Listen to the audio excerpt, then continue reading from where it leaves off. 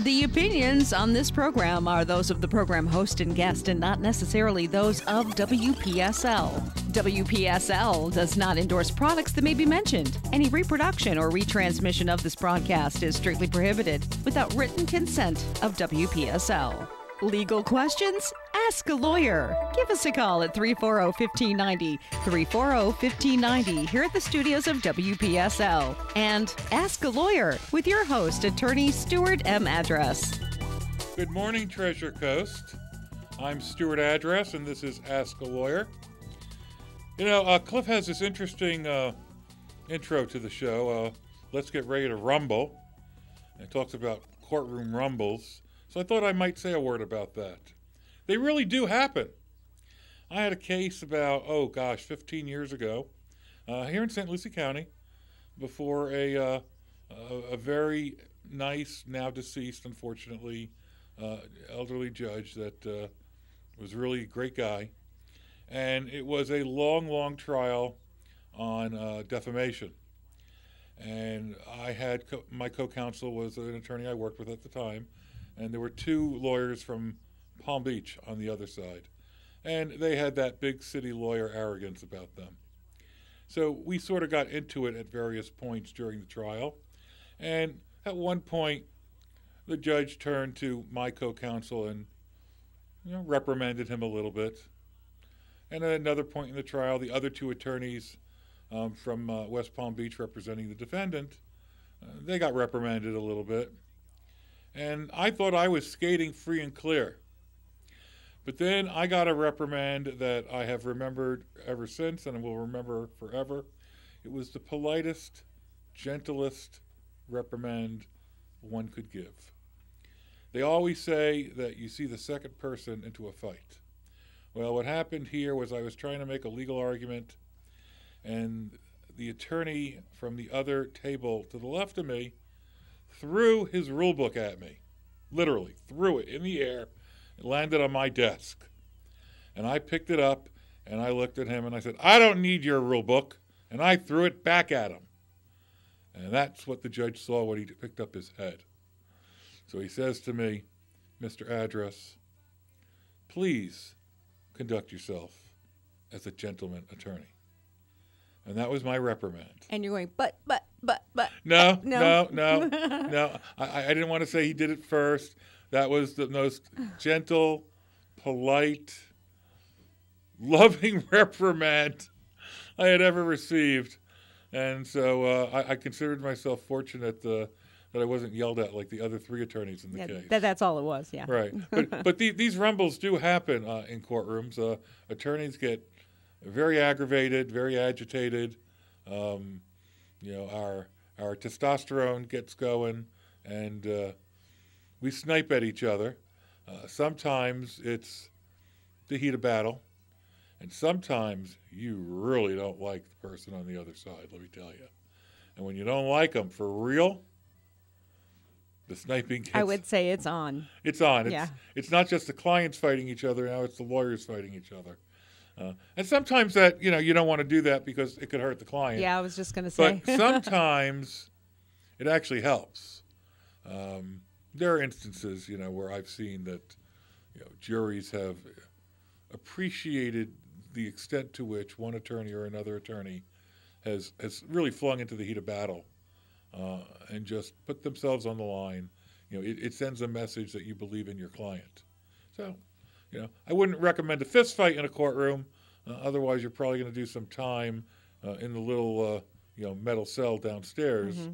But short of that, and short of cursing out the judge himself or herself, a little bit of nastiness, a little bit of that's kind of like snarkiest competition.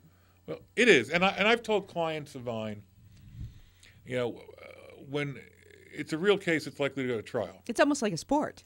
Well, it is, because I've told them, not only do I want to win for you, mm-hmm. but I want to win for me too. Now, if it's a contingency fee case, I'm not getting paid unless I win. Mm-hmm. That's pretty good mm-hmm. incentive. But the reality is, if you are a litigator, you don't like losing.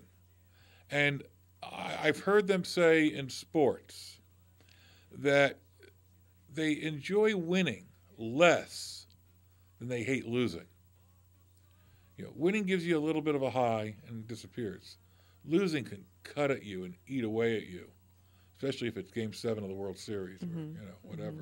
If you like hockey, But that's Stanley called losing Cup, big. right? Super Bowl. Yeah. Yeah. So once you get into a trial, you have this sense about you where you not only want to win because you're advocating for your client, but you don't want the case to end, whether it's a jury verdict or a judge, and now it's time to leave the courtroom and go goodbye, it's over with, and have the lawyer on the table next to you who's just won the case turn and look at you and grin or smirk. I mean, I would just like to slap and punch. Is that sort of like a ha-ha, I win? Yeah. Okay. I mean, and I just would love to just slap it off their face. So the only way to avoid that. But you know what? Sometimes they probably feel that way when you win, too. It's true. Absolutely. No, you're absolutely right. Yeah. Absolutely. If you are a good litigator, you have that warrior mentality, that sports mentality of wanting to win, and no, you don't want the other person, even if they don't say anything, even if they're not nasty to you, even if they're gracious, in victory, you don't want them looking at you and you perceive it as, ha ha, I won. Yeah. You couldn't do what you needed to do. You want to win, and that is, I think, a positive thing. That's a great thing for going for the to client. trial. It is, and. Again, I think I mentioned in one of the first show, second show, you don't always win your case. And sometimes you lose cases you really thought you should have won.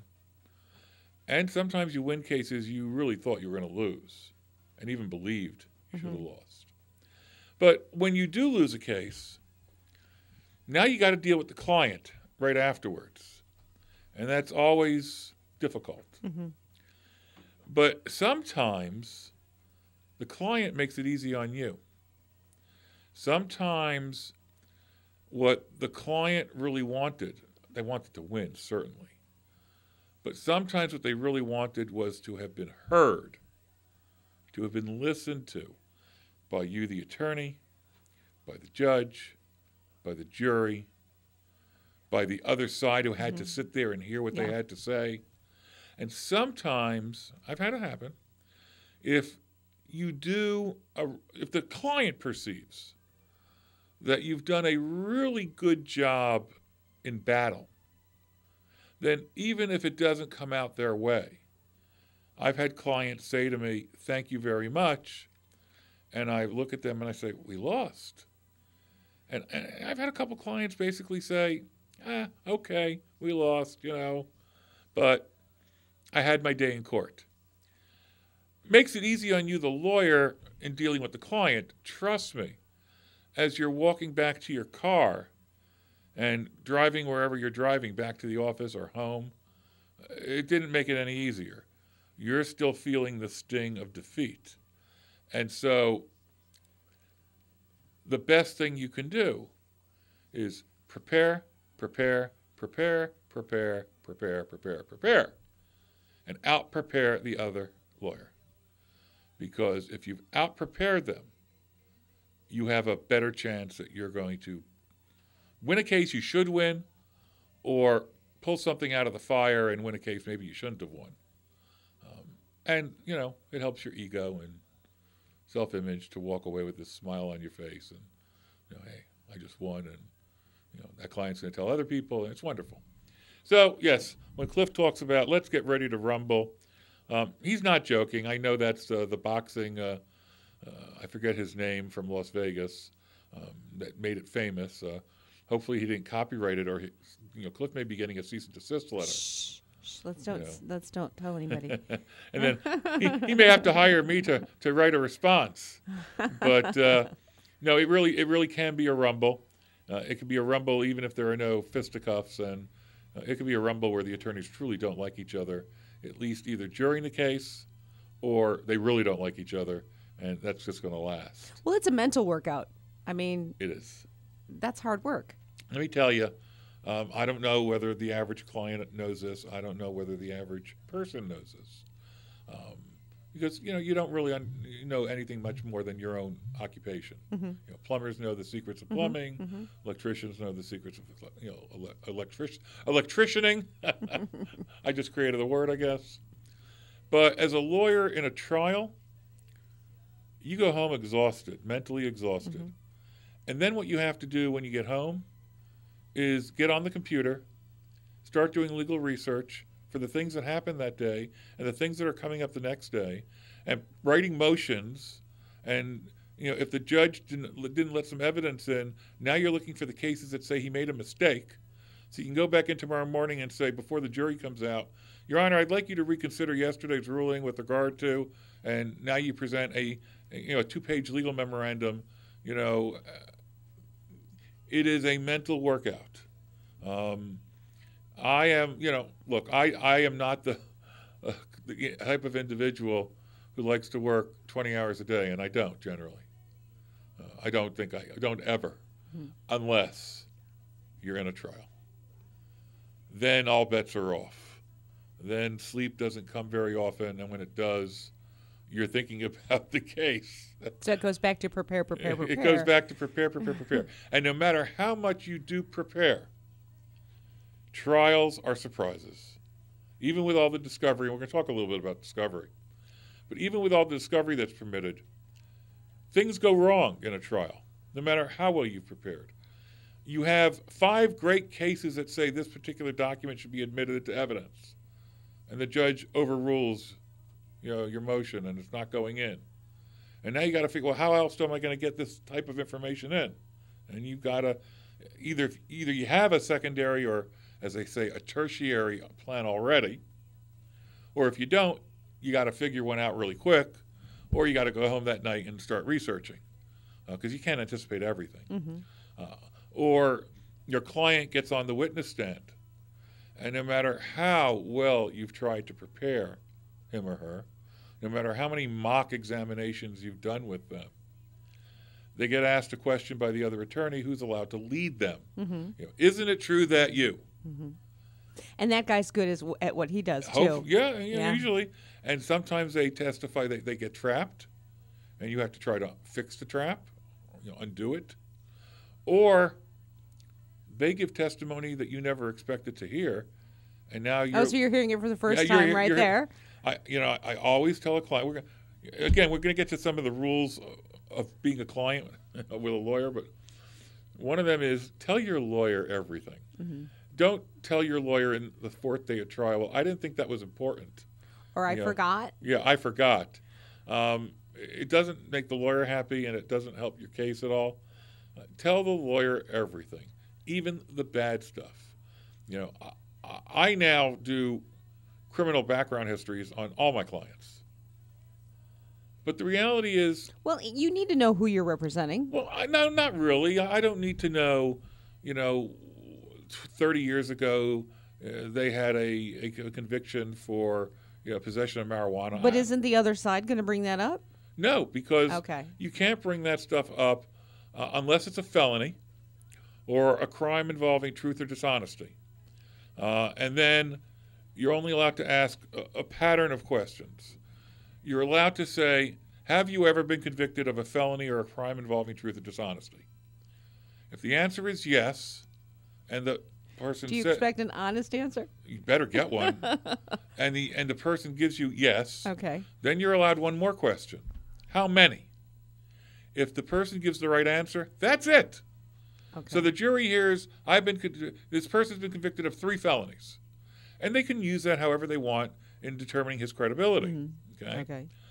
But if you answer no and it's yes, or if you give the wrong number of felonies, now the other side, or if it's me questioning another person, which has happened. Is that called a perjury trap? I mean, we're hearing that term being tossed around lately. They don't get, the witness never gets charged for perjury, but it is.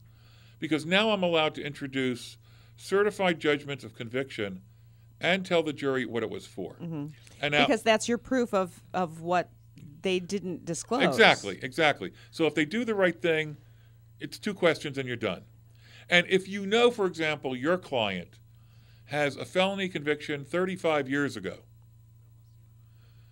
tell the jury that in the opening statement. Get it out in the open yourself. Deal with it. Mm-hmm. You're gonna hear. Who cares? And now you sort of neutralize the surprise. But if you don't know about it and it comes out, now it's damaging. Mm-hmm. You know, so we tell our clients, you know, we ask them, tell us the truth, and, you know, not only with that, but, you know, have you ever? And then we do our little background, and hopefully, usually we find nothing. Or we find some stupid little stuff.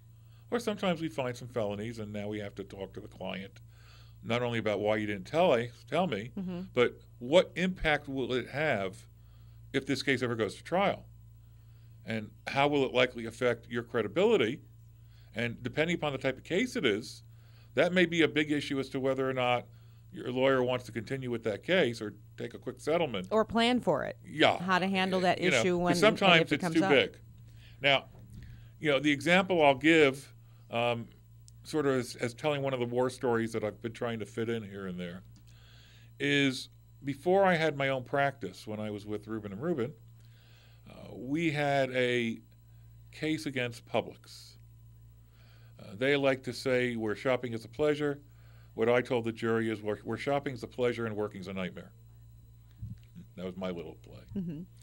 And it was a sexual harassment case where my clients were 2 men, a German and an Arab. So you had a German and an Arab being represented by a Jew. It made for interesting press.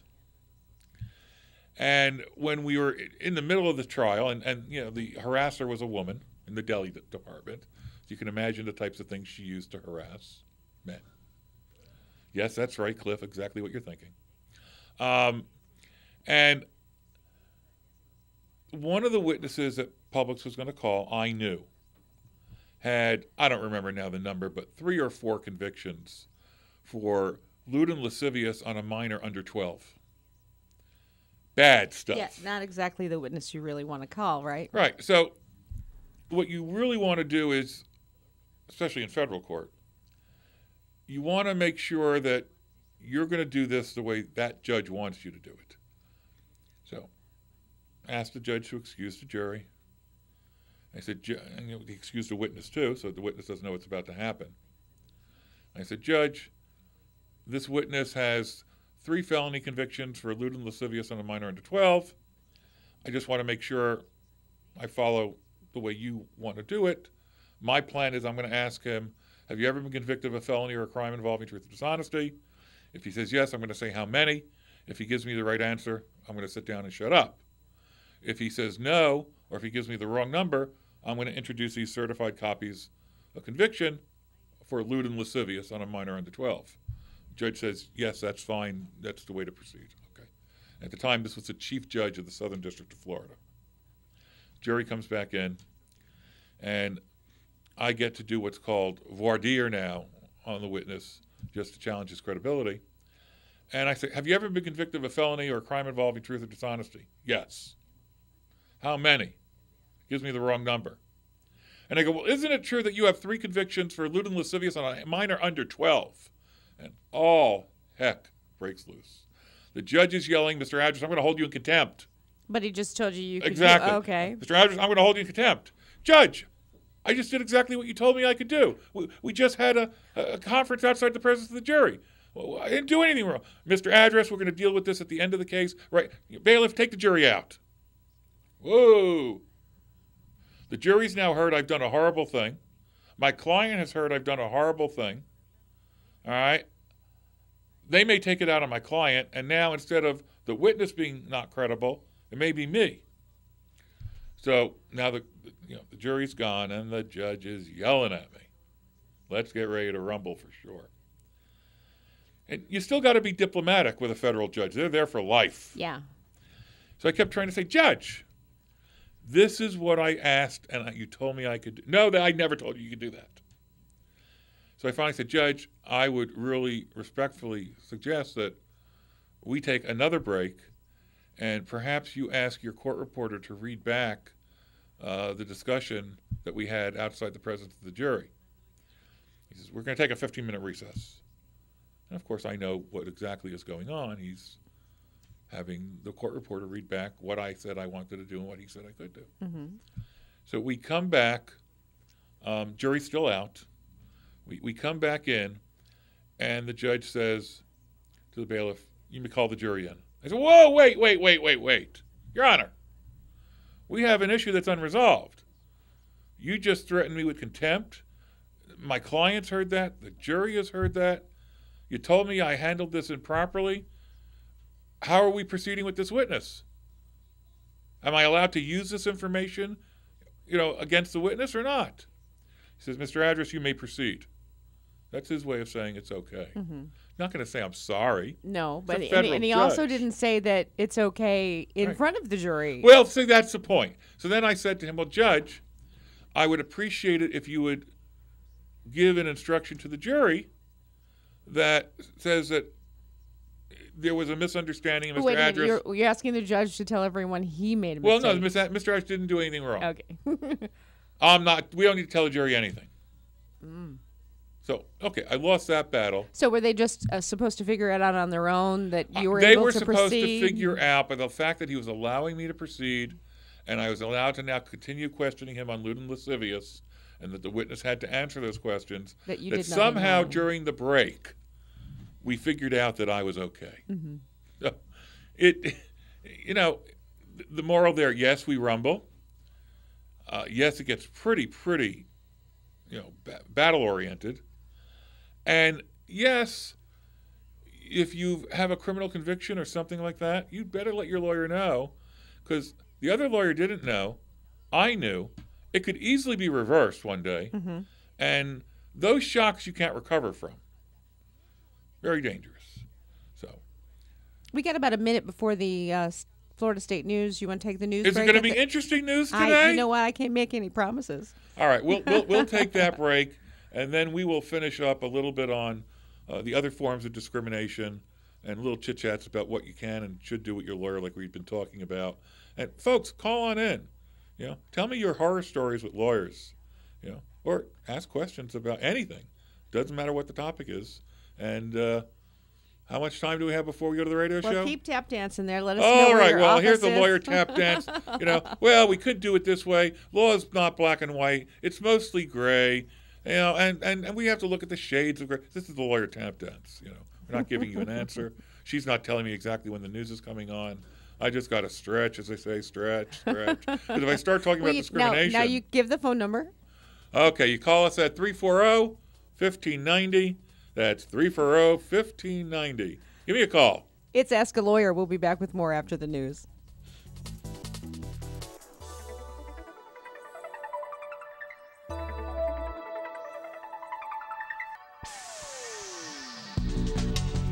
Ask a Lawyer continues on WPSL. Phone lines are open 340-1590, 340-1590. Now back to your host, attorney Stuart M. Address. All right, hello everybody. We are back. Let's talk a little bit about the other forms of discrimination. We talked a lot about sexual harassment, so we can do the others relatively quickly because a lot of the same rules apply.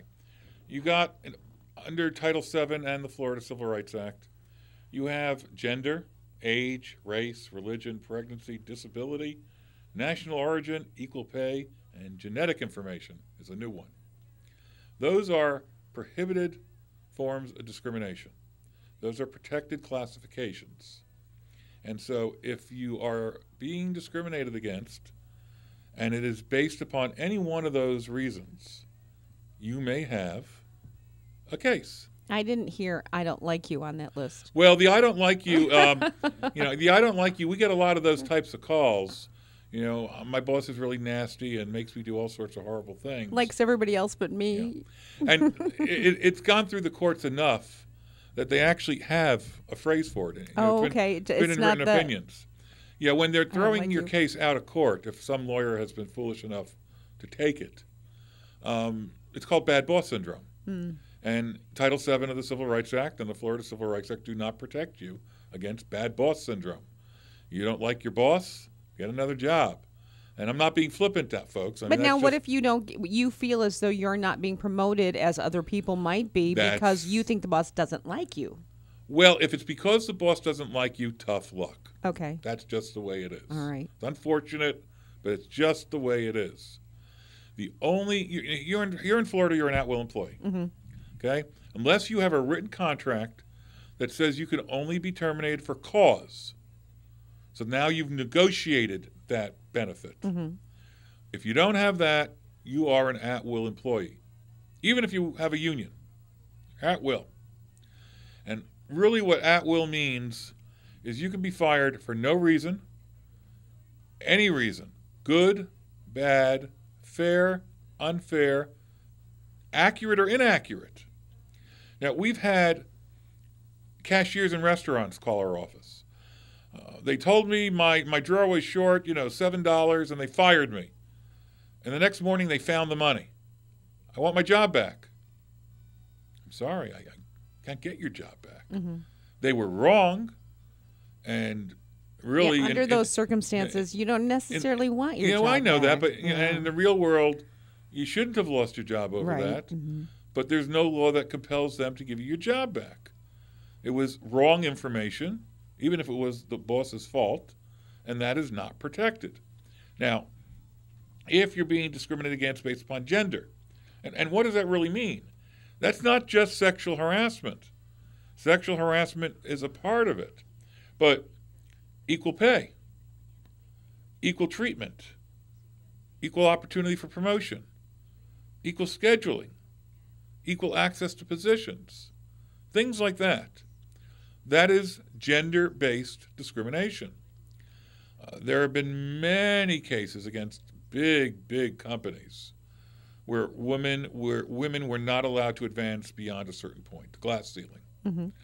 And big companies have been hit very hard with big multi-million-dollar judgments, especially in class actions, because of the evidence of an intentional failure to promote. That is gender-based discrimination. You could also have gender-based discrimination just against you in a small company as long as it has 15 employees, the requirement for Title VII of the Civil Rights Act. And you find in the last 10 years, no woman has been promoted to manager of a store. Yet men who had only been there 2 years, 6 months, whatever, have been promoted. Well, see, now what we do is we start looking at what they call comparables. Let's look at those men. Did those men have degrees far beyond what you have? If so, then maybe they're not somebody you can really be compared against. Okay. But if those men are roughly the same as you, roughly the same level of experience,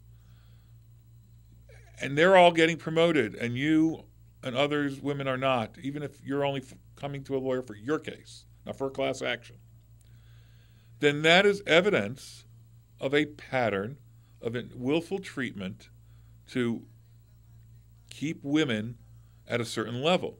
And that is a violation of law. That is discrimination. So that gender discrimination, which is unfortunately, I don't want to say a very popular because that's the wrong word, but it is one of the highest forms of discrimination that gets reported. And not all things that people perceive as gender discrimination really are. Mm-hmm. When you dig down deeper into the facts, sometimes you tell them that now it really doesn't sound like that. There are good reasons.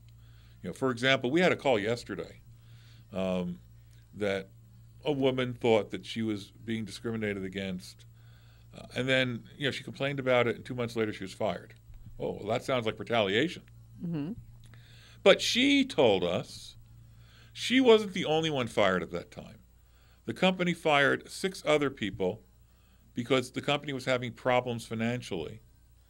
And it was the people with more seniority that were kept.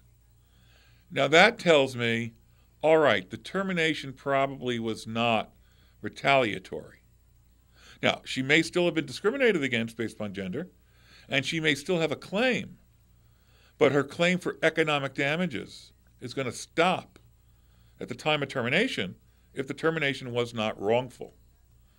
Now, she may still have damages for mental anguish, pain and suffering that accompanies discrimination, but the economic damages will be cut off when they fired her because the firing was not wrongful. Mm-hmm.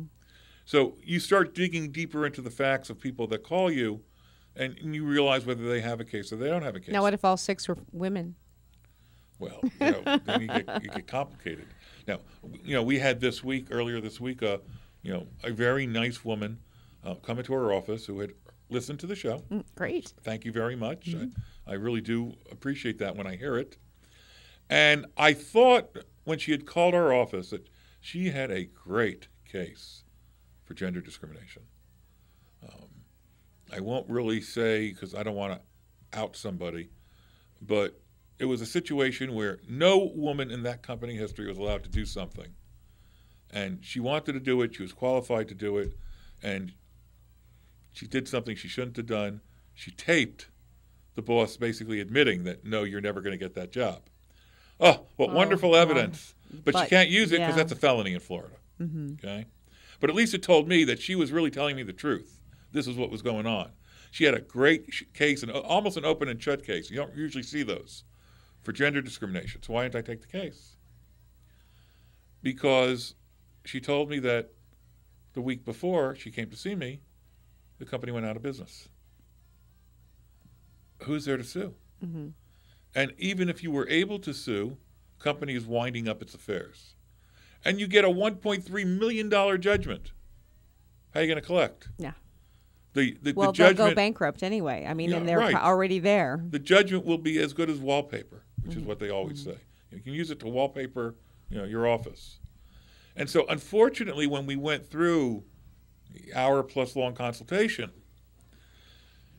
came to the conclusion that you were discriminated against. Yeah, you have a case, but there might not be anything to get. It makes no sense to move forward, and unfortunately, we're not willing to move forward. Now, she understood at the end. She accepted it. She was calm about it. She was frustrated that there was nothing she could do about it. But those were the facts. And you need to have both liability and damages to have a good case. You can't just have one. And you need to have a collectible defendant. Mm-hmm. And in this case, we weren't going to have that. So it didn't work. Now, sort of related to gender is pregnancy. Pregnancy is also a protected classification. Now, pregnancy also has a separate statute, the Pregnancy Discrimination Act. And that provides you with additional rights, and it also falls within Title VII of the Civil Rights Act. So, if you are being discriminated against because you're pregnant, if they're doing things that they wouldn't do to a non-pregnant woman, that are not necessary based upon the job requirements. If your job is to, if you're a woman on a sanitation truck and have to lift and throw all those garbage cans and you're into your 4th, 5th month, you can't do it. Mm-hmm. So now what happens? You can't do it and they fire you. Yeah, maybe you should just go be a mommy. Well, hey, no. If you want to be a mommy, that's wonderful. If you don't, you have rights. Okay? It's a wonderful thing about the women's liberation. Women's liberation, this is coming from a guy, so, you can yell at me, but women's liberation was not every woman, go work. Women's liberation was you have a choice. You want to work, you should be able to work. You want to be at home with your kids, you should be able to be at home with your kids. That's your choice. But, anyway, so you're fired. So what's your recourse? If you're fired because you truly could not perform the essential, that's a magic legal word, the essential requirements of the job, and they had no other place to put you temporarily, then they can fire you. And it's not discrimination. Mm-hmm, mm-hmm.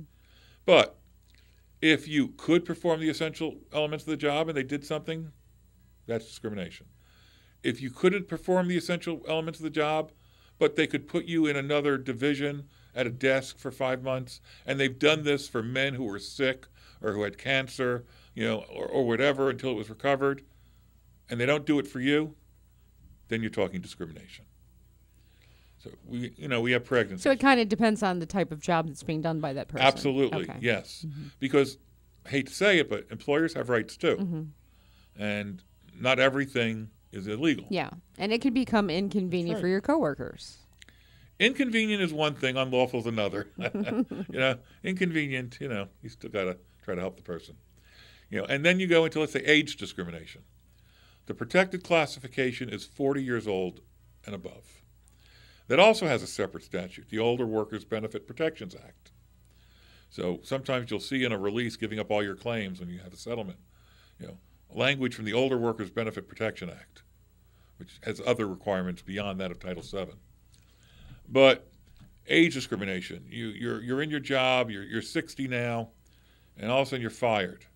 And you've heard rumblings of, I don't want that old guy around here anymore, or whatever. Well, now we're going to look at other facts.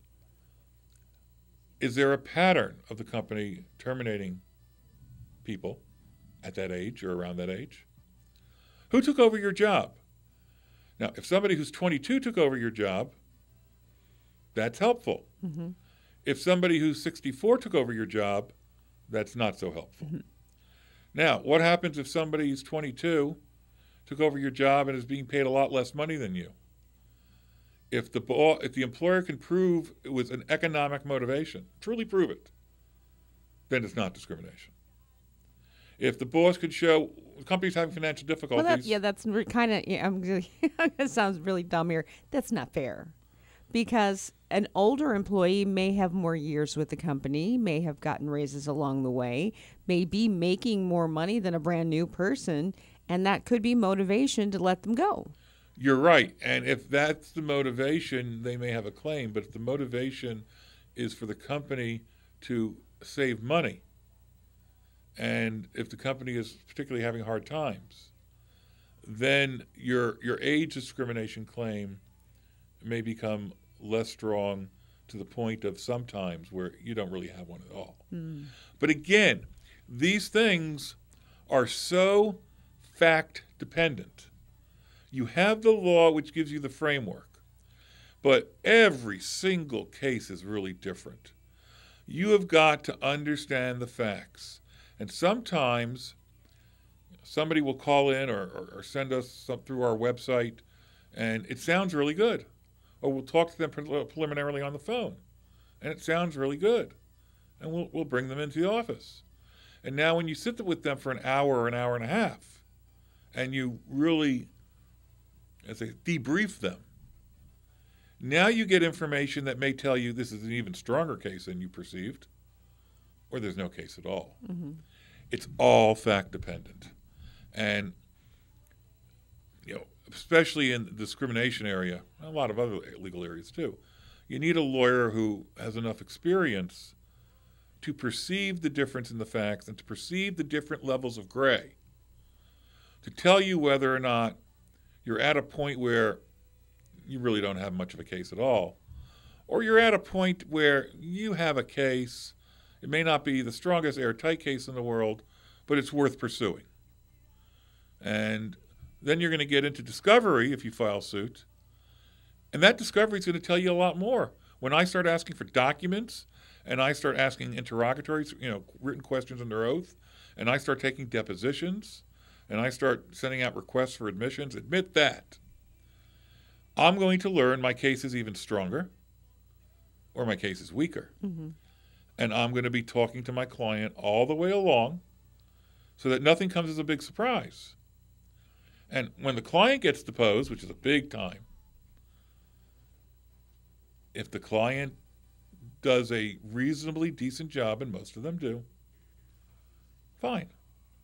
But sometimes even your own client, no matter how much you prepare them, will say things that start hurting their case. And then I pull them out, and I talk to them, and I yell at them, and what are you saying? And why are you saying this? And I never heard this before. And Now we go back in after a break. Okay, sometimes maybe it's fixed. Maybe it was a mistake in how they explained something. Mm-hmm. But sometimes there are real facts that are now going to hurt you.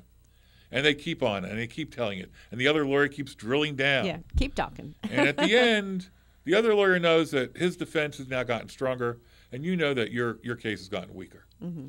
And as that happens, it doesn't mean you drop the case, but it now means that when you start talking settlement, either you're at a position of greater or lesser leverage in negotiation. And the other side knows that as well.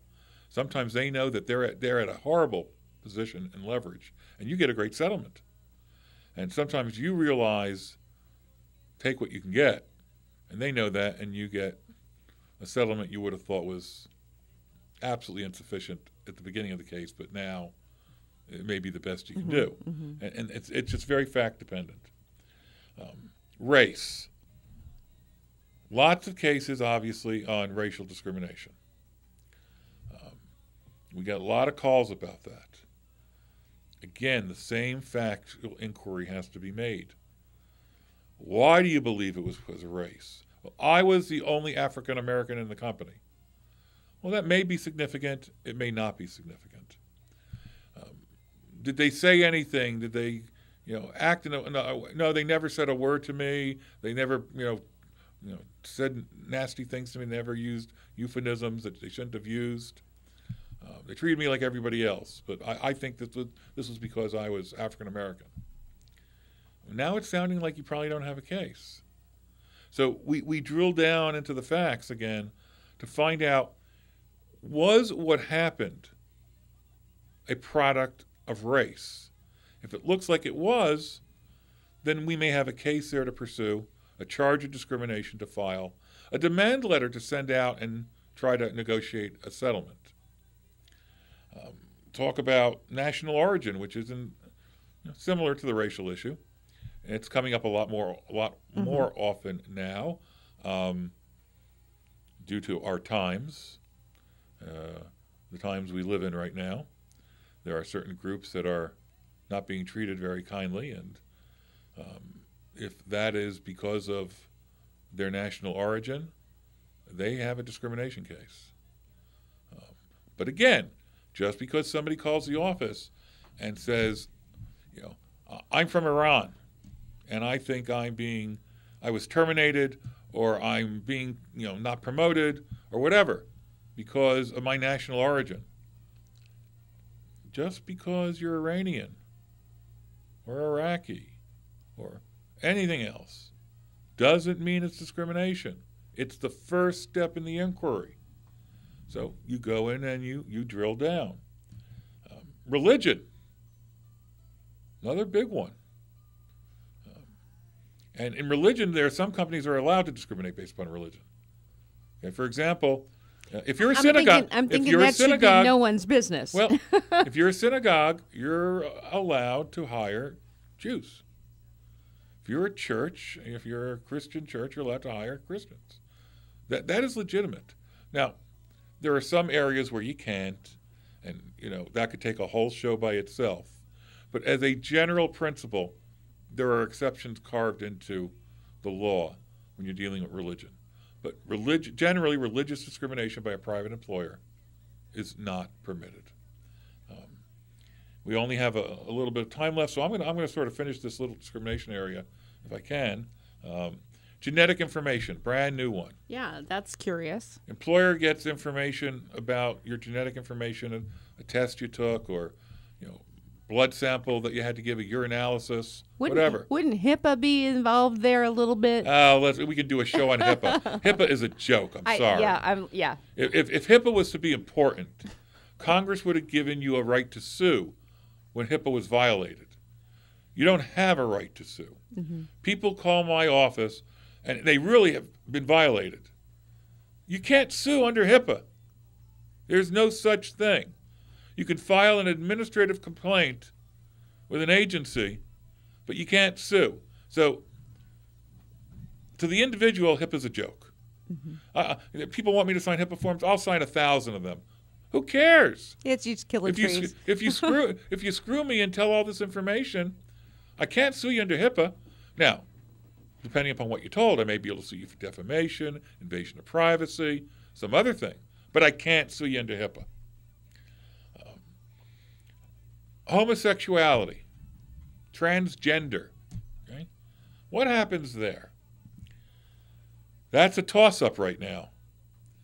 The EEOC has issued, as it's entitled to, an opinion letter that it is the EEOC's position that discrimination based upon homosexuality, transgender, any of these other categories is gender-related discrimination. They consider it gender discrimination, and therefore it is covered under Title VII. There are a lot of courts that have said, whoa, whoa, whoa, whoa, whoa.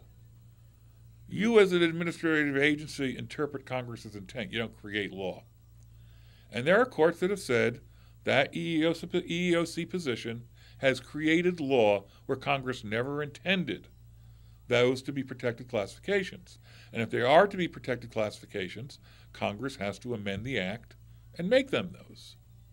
One day, one of those cases will get to the Supreme Court, and the Supreme Court will decide whether the EEOC's opinion letter has the proper effect of law within its discretion as an agency to implement the statute, or whether the agency went too far and tried to create law where it didn't exist because Congress never said it.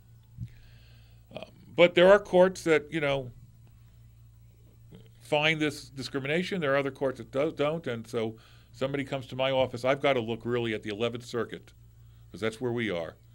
And I have to look at what is the law in the 11th Circuit, what cases have been decided to say, yeah, we have a good chance of winning this case, or no, this case is not going to go anywhere.